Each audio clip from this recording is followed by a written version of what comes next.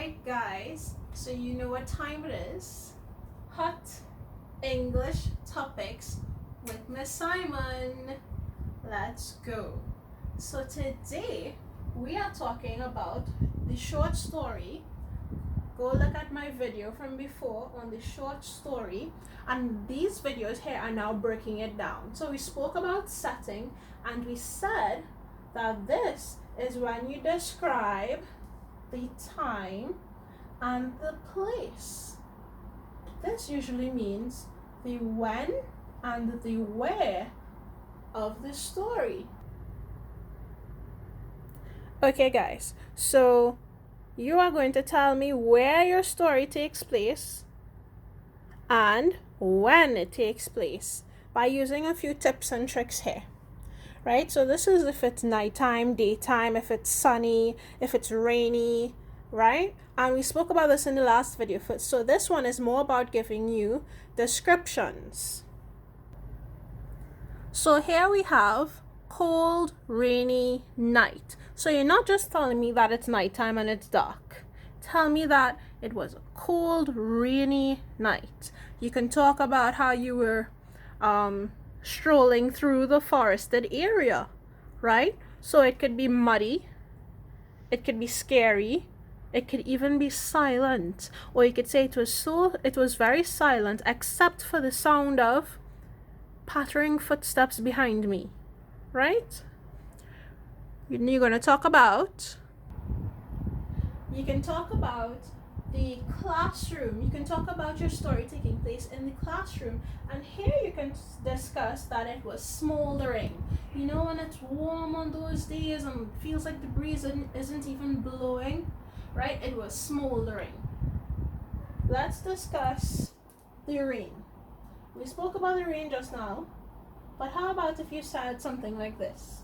The sun was disappearing, meaning that the sun was going down, and a slow patter of rain started to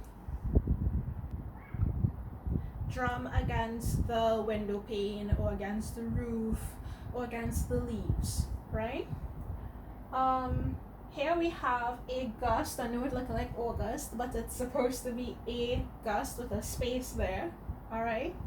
A gust of cold wind blew right through her. And here are a few words you can use to discuss or describe the wind. You can say it was blustery, it was breezy, gusty, gentle, wild, brisk, violent, piercing. Right? So remember, the short story describes the time and the place, meaning the when and the where, right? The time and the place the story takes place. We gave you some examples of how you can describe this, but here I'm going to share with you another tip or trick. Using the 5 senses. So I mentioned this before, but like I said, we're going in depth. Using the 5 senses. So you have the sense of sight, where you can see. My little sister drew these. The sense of smell. This is supposed to be a nose. At least you got a distinction in English, guys. The sense of sound. So here's an ear for you to describe what you're hearing or what the character is listening to. And then you have the sense of feel or touch, right? That's tactile. And you also have the 5th sense here, taste. So I'm guessing this is a tongue, right? Let's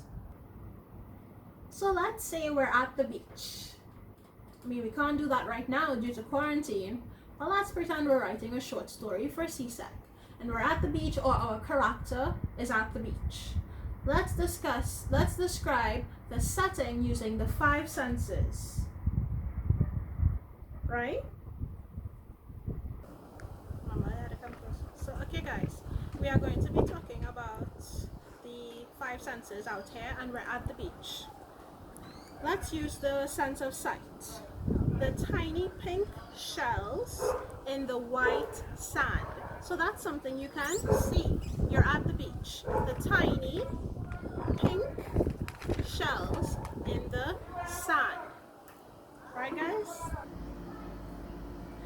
Now let's discuss the sense of feel or touch. The rocks, we're still at the beach, the rocks were still wet from high tide. So you can feel that the rocks are wet.